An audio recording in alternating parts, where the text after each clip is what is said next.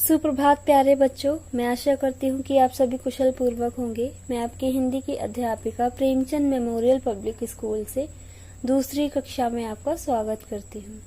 बच्चों, आज हम आपकी हिंदी व्याकरण पुस्तक मंथन का पाठ 9 पढ़ेंगे, जो पृष्ठ नंबर 38 पर है। अपनी हिंदी व्याकरण की पुस्तक निकालिए और पृष्ठ नंबर 38 पर आइए। पाठ 9 क्रिया। बच्चों, जिन शब्दों से किसी कार्य का करना या होना पता चलता है उन्हें हम क्रिया कहते हैं। क्रिया का अर्थ होता है काम, किसी काम का होना। ओके, चित्रों को देखिए और उनके नीचे लिखिए प्रत्येक बच्चा क्या कर रहा है। आपको यहाँ 3 चित्र दिए गए हैं, उनके नीचे हमें रिक्त स्थान दिया गया है। हमें इन रिक्त स्थान में लिखना है कि ये बच्चे क्या कर रहे हैं। ओके, तो पहले चित्र में बच्चा क्या कर रहा है? खेल रहा है। तो हम यहाँ लिखेंगे बच्चा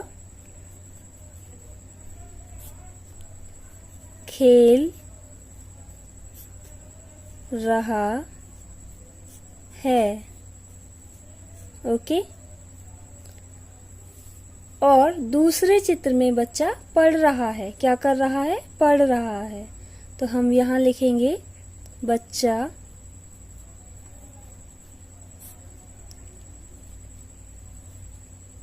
पढ़ रहा है।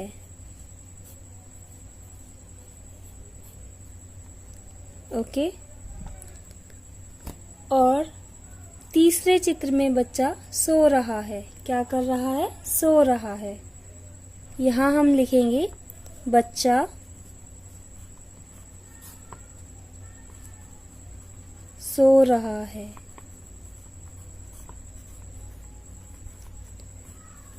ओके, इन तीनों वाक्यों में आप देख सकते हैं क्रिया शब्द। बच्चा खेल रहा है। खेल क्या है?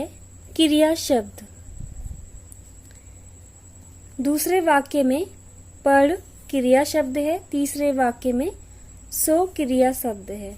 इन तीनों वाक्यों में खेल, पढ़, सो, ये तीनों क्या हैं? क्रिया शब्द। इन शब्दों से पता चल रहा है कि ये बच्चे क्या कर रहे हैं। ओके, अर्थात क्रिया का अर्थ होता है हम सुबह से उठकर शाम तक सोने से पहले जितने भी कार्य करते हैं वे सभी क्रिया के अंतर्गत आते हैं।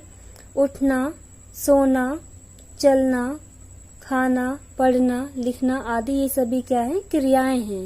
ओके, सुबह से उठने के बाद रात को सोने तक हम जितने भी काम करते हैं वे सभी क्या होती हैं? क्रियाएं होती हैं। ओके, जैसा कि आपने इन 3 वाक्यों में देखा। इसी प्रकार सभी प्राणी हर समय कुछ न कुछ कार्य करते रहते हैं। जैसे बच्चे खेल रहे हैं, कौवा उड़ रहा है, घोड़ा दौड़ता है, बत्तख तैर रही है। इसी प्रकार सभी प्राणी हर समय कुछ न कुछ काम करते रहते हैं। संसार में जितने भी प्राणी हैं वे सभी कोई न कोई कार्य करते रहते हैं। जैसा कि आप इन चित्रों में देख रहे हैं, बच्चे खेल रहे हैं। क्या कर रहे हैं? खेल रहे हैं। ओके, कौवा क्या कर रहा है? उड़ रहा है। ओके, घोड़ा दौड़ता है, बतख तैर रही है, माली घास काट रहा है, निखिल नहा रहा है। इन वाक्यों में क्रिया शब्द क्या है? पहले वाक्य में माली घास काट रहा है। काट क्या है? क्रिया शब्द। दूसरे वाक्य में निखिल नहा रहा है। नहा क्या है? क्रिया शब्द। ओके, संसार में जितने भी प्राणी हैं, चाहे वे मनुष्य हो या जानवर, पशु पक्षी आदि, ये सभी कोई ना कोई कार्य अवश्य करते हैं। तो इन कार्य को ही हम क्रिया कहते हैं।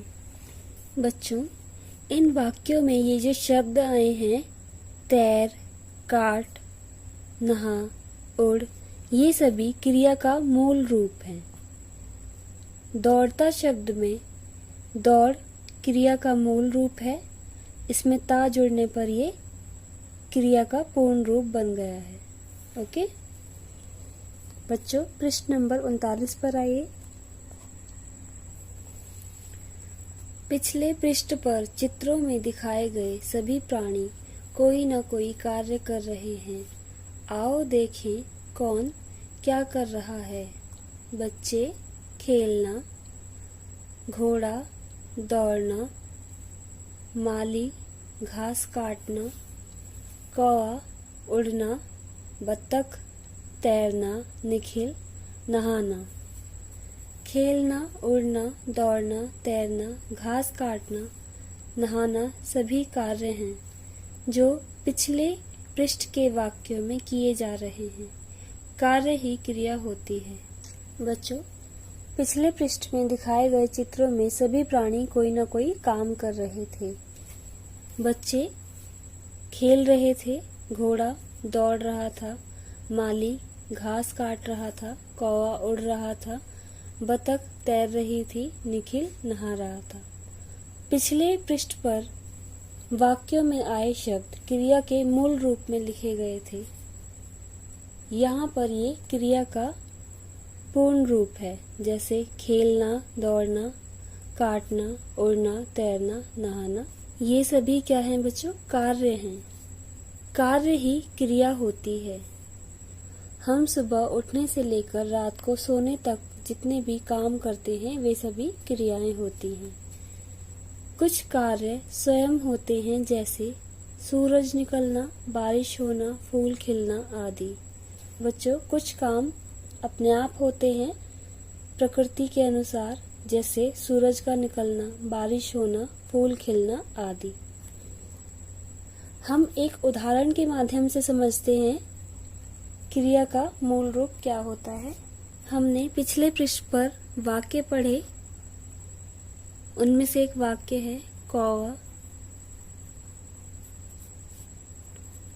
उड़ रहा है। इस वाक्य में उड़ शब्द क्या है? क्रिया का मूल रूप है।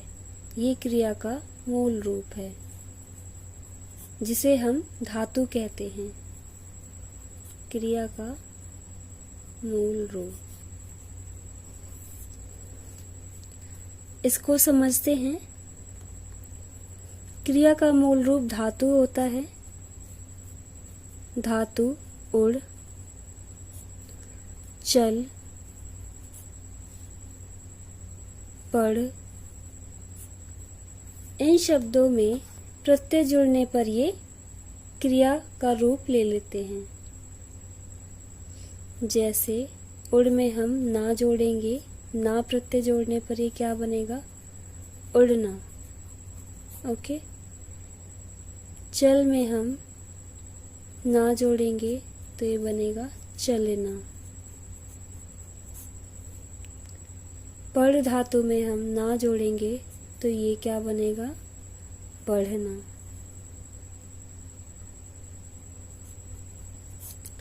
इसी प्रकार हम दौड़ धातु में ता जोड़ेंगे तो ये बनेगा दौड़ता। ओके, ये क्रिया शब्द हैं और ये क्रिया का मूल रूप है जिसे हम धातु कहते हैं। ये पिछले पृष्ठ के वाक्यों में हमने जितने भी ये शब्द पढ़े, उड़, चल, पढ़ आदि, ये सभी क्या थे? क्रिया का मूल रूप थे। ओके, क्रिया के मूल रूप में प्रत्यय जोड़ने पर ये क्रिया का रूप ले लेते हैं, जैसा कि आप यहाँ देख सकते हैं। ओके बच्चों, आज की कक्षा में हम पाठ 9 का आधा भाग पढ़ चुके हैं। पाठ 9 का शेष भाग हम अगली कक्षा में पढ़ेंगे। मैं आशा करती हूँ कि आपको यहाँ तक ये पाठ अच्छी तरह से समझ में आ चुका है। यदि आपको इस पाठ से संबंधित कोई प्रश्न पूछना है तो आप बेझिझक पूछ सकते हैं। धन्यवाद।